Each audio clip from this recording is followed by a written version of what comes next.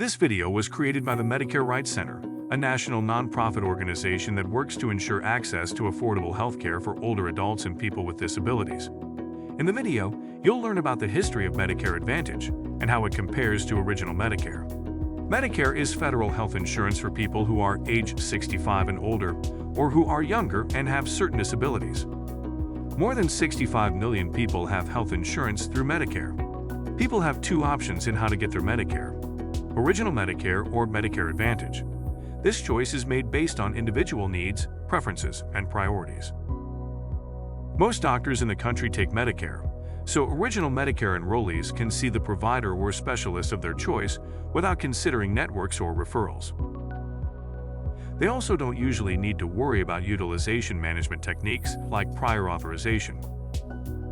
While people with original Medicare don't have an annual cap on their costs, they can enroll in Medigaps, which greatly reduce out-of-pocket costs. On the other hand, those with Medicare Advantage are typically limited to seeing providers in the plan's network. They may also experience barriers to care through utilization management techniques common with Medicare Advantage plans. These include prior authorization, referral requirements, and others. Medicare Advantage plans may offer benefits not available to people with original Medicare, including dental care and gym memberships. These extra services may come at a cost, like an additional premium, and can be quite limited. Medicare Advantage plans do have to set annual limits on enrollee out-of-pocket costs. Original Medicare has historically been the more popular choice for Medicare beneficiaries.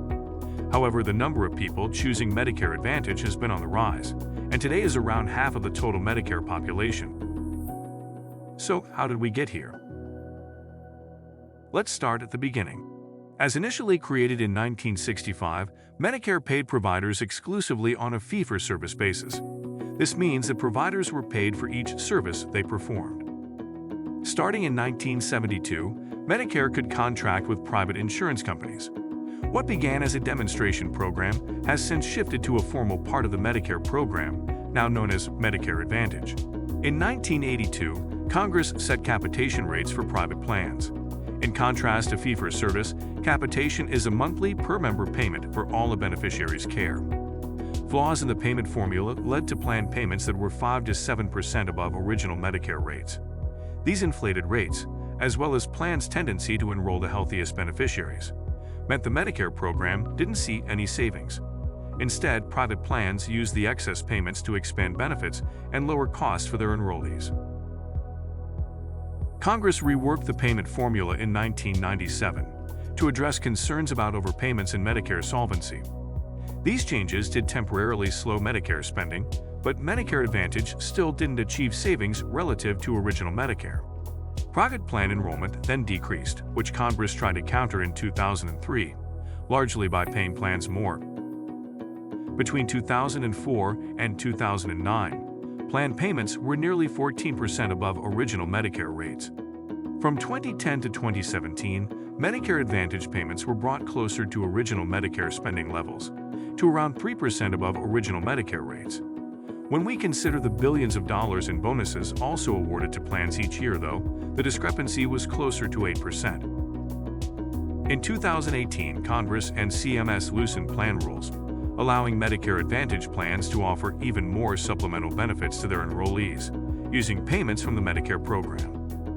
While initially created with the goals of improving choice, enhancing quality, and reducing costs, the evolution of private Medicare plans has not always aligned with these objectives. Even after numerous changes over the past 50 years, the evidence is clear that Medicare consistently overpays private plans. At the same time, there is little evidence that Medicare Advantage provides any meaningful improvement over original Medicare. As Medicare Advantage enrollment and plan numbers continue to grow, higher plan payments will further threaten the financial health of the Medicare program, and questionable plan quality will impact ever more beneficiaries. This video was created by the Medicare Rights Center with support from Arnold Ventures.